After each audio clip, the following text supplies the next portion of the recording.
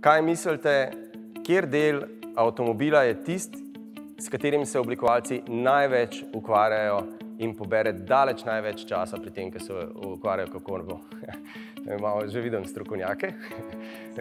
Zadnji del.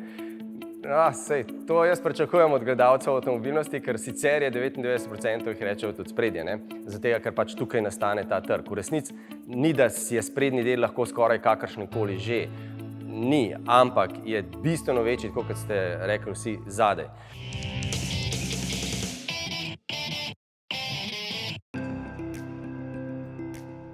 Profesionalno sem učitelj matematike. Aha, odlično. Ste pa malo matematiko za danes debatirati, a? Ja, tako Koliko je matematike v teh današnjih avtomobilih? Danes smo se pogovarjali o uporu, tako da tukaj je matematika in tudi na zelo visokem nivoju. Se pravi, kakšno formulo, kako se izračuna zračni upor? Ne bi znal, mogoče kakšna Bernoullijeva enačba. Kakšne številke? Če sem si prav zapomnil, je bil 0,2 ali pa 0,21 mogoče. A drug, ki je bil SUV, je bil 28, kar je, to me je presenetilo, ogromna razlika. Imam rajš mogoče bolj kakšne varčne, tako da te 0,2 so me zelo impresionirale. Ta moj jajček tam na prostorcu ima 0,31. Pač čas in tehnologija gre naprej, ne?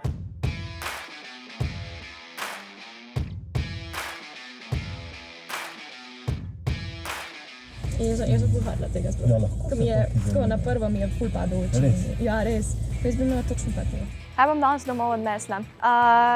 Da, je SUV definitivno avto, ki bi ga jaz hotela imeti. Se mi zdi bolj uporaben za moje delo, ker jaz moram iti na gradbišče in pač se mi zdi, da kakšen nizek avto pa ne bi bil najbolj primeren. No. Se pravi, aerodinamika pa gradbišče ne gresta skupaj? Očitno ne. Zdaj, pri tem koeficientu normalno, da so gledali pač zadek, kako je oblikovan, sploh pa pri električnih vozilih tudi velik faktor podvozje, kako je zaščiteno. Dobro, aerodinamiko so v bistvu dosegali, da so podvozje čim bolj zaprli. To se pravi, da zrak, ki gre pod vozilom, da ima čim manj ovir, ker najbolj problematičen je zadek vozila. Za vozilom se pač vzpostavlja vrtinec zraka, ki v bistvu zavira vozilo. Pravzaprav deluje kot ena taka zavora, kot eno padalo. Vleče avto v resnici nekoliko nazaj.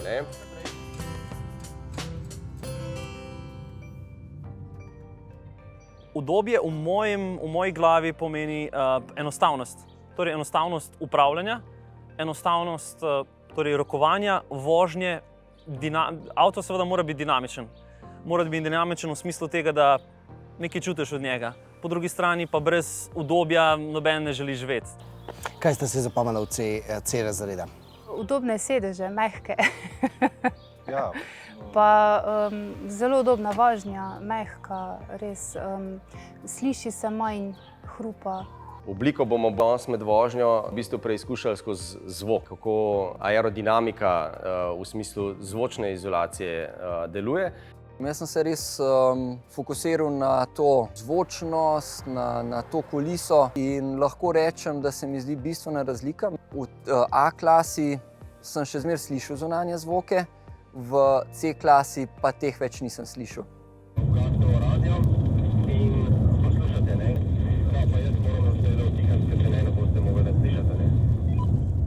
S kolegom, ki sva se skupaj vozila, sva se mirno pogovarjala, v bistvu zelo tiho, da sva slišala walkie-talkie oziroma Andreja in sva se potih pogovarjala in sva se slišala. Pa še radio je zraven delu, tako da super.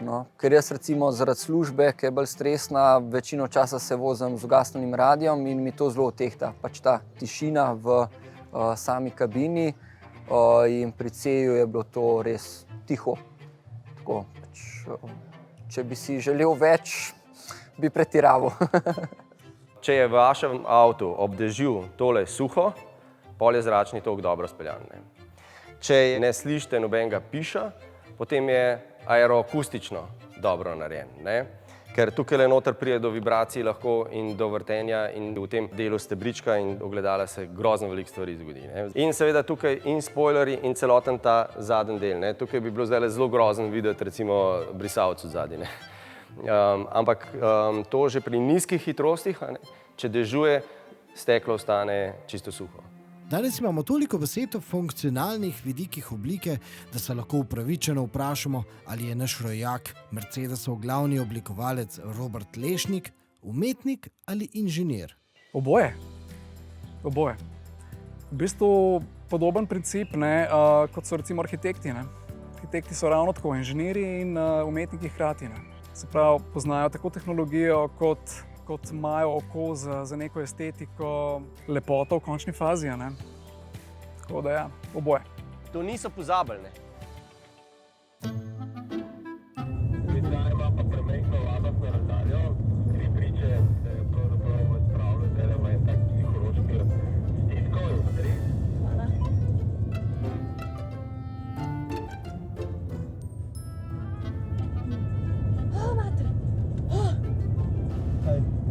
To mi gre tudi na živce, če se mi policaj zaradi prepota. Pri uporu gre lahko tudi za eksponentno, oziroma da gre za kvadratni zakon upora, kar pomeni, da zelo hitro s hitrostjo lahko narašča sila, s katero more avto premagovati ta upor, in pol je poraba temu primerno večja. Doslej smo govorili o zniževanju porabe energije, toda učinkovitost se kaže tudi v proizvodnji energije med vožnjo. Ukvarjate se s čim? Zagonski inženir, v bistvu rekuperacija energije. Rekuperacija energije, to je ta prava tema za danes. Kaj pomeni energijska učinkovitost z vašimi besedami? Energijska učinkovitost je v bistvu, če gledamo, koliko smo dali noter in koliko dobimo ven. To se pravi, vemo, da pač nikoli ne bomo dobili 100% vloženega dela, vedno pa stremimo k temu, da imamo pač maksimalni izkoristek. To se pravi, da čim več dobimo od tistega, kar smo pač vložili. In kako mi dober izkoristek dosežemo? Ja, največkrat dober izkoristek dosežemo, da čim več energije povrnemo nazaj in jo uporabimo ponovno. To se pravi, s krožnim, lahko rečemo s krožnim gospodarstvom, ampak s krožnimi procesi. Najbolj občuten primer krožnih procesov v avtu je zagotovo že dobro poznana rekuperacija, torej pretvorba kinetične energije vožnje v električno.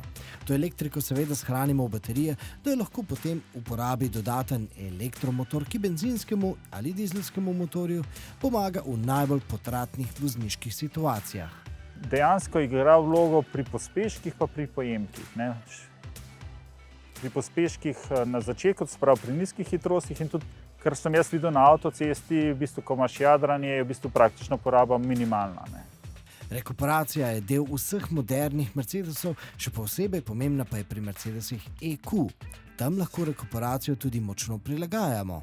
Izjemno me je presenetila regeneracija baterije na EQ-aju. Če se ne motim, ima 4 možnosti. Drive minus, torej drugi, najmanj invaziven, se mi zdi idealen. Če smo se lahko iz Trojan proti izlakam prepeljali dol, brez da bi jaz stopil na zavoro, pa avto ni bil preveč agresiven, torej mi je dopuščal, da jaz moduliram stopnjo regeneracije, še vedno, kljub da je imel on sistem preselektiran, mi je bilo odlično. Odlično. Najbolj se mi zdi življenjska opcija od vseh, pa sem regeneraciji tudi kar nekaj že probal. Tehničnih principov, ki izboljšujejo energijsko učinkovitost vožnje, je preveč, da bi jih lahko stlačili v te minute, a vseeno si privoščimo še eno izboljšavo, tokrat bencinskih motorjev. Zmes v cilindru je vedno homogena, to pomeni, da so molekule zraka pa goriva, v tem primeru naše benzina, homogeno zmešane, 13:8:1, se pravi 13:8 zraka, 1 goriva. Se pravi, to je idealna zmes za izgorevanje. Takrat imamo najboljši izkoristek oziroma najbolj smo tudi čisti. Pri bencinskih agregatih se zdaj dogaja, da imamo visoko tlačno črpalko. Isto kot prvi se to začeli pri dizlih, ki se je imenoval Common Rail. Dejansko govorimo isto o skupnem vodu. Tukaj se pa pol lahko, se pravi, ko imamo tak tlak, lahko malo igramo. Igramo se tako, da motorju ne damo idealne zmesi, ampak revno zmes, torej manj goriva. Ampak seveda to ne more biti skozi. Ta območje je samo v tistem zmernem delovanju, se pravi obratov ali pa potrebi pomoči, se pravi, ko ste zmerni na gasu ali pa na plinu, in je tudi do 30% manjša poraba na avtu. Kaj smo pozabili povedati? Dejansko smo pozabili mehaniment asistenčne sisteme.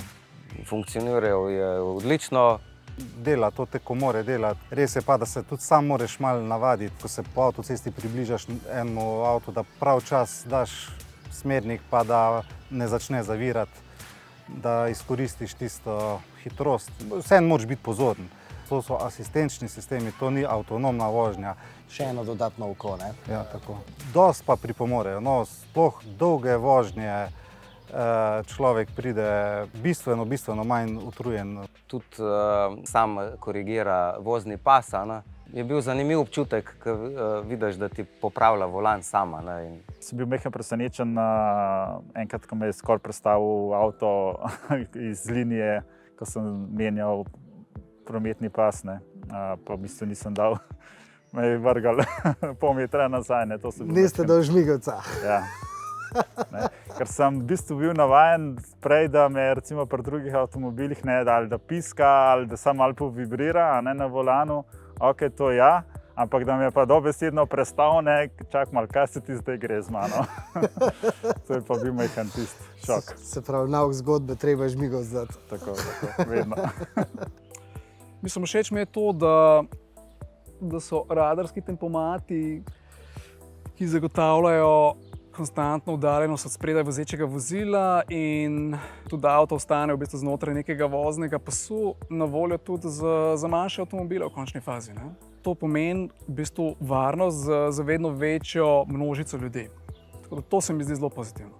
Testna ekipa iz vrst gledalcev avtomobilnosti bo že konec poletja spet na delu. Če se ji želite pridružiti, predlagamo, da se naročite na naš kanal in nas spremljate. No, za vaš naslednji klik pa tokrat predlagamo Roberta Lešnika. Naj vam spregovori o trikih, s katerimi je dosegal rekordno aerodinamiko pri EQS-u.